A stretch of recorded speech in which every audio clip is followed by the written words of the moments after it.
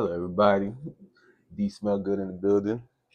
I'm about to talk about Nishani Ani and Nishani Ani X. Because a lot of people want to know what's the difference. So, Nishani Ani is one of the best winter fragrance. Now, the X is more brighter.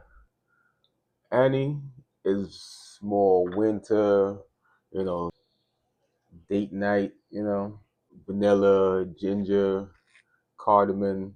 This is like one of the best vanilla scents out there. What they did with Annie X, they just toned it down a little bit. So it's not as loud as Annie.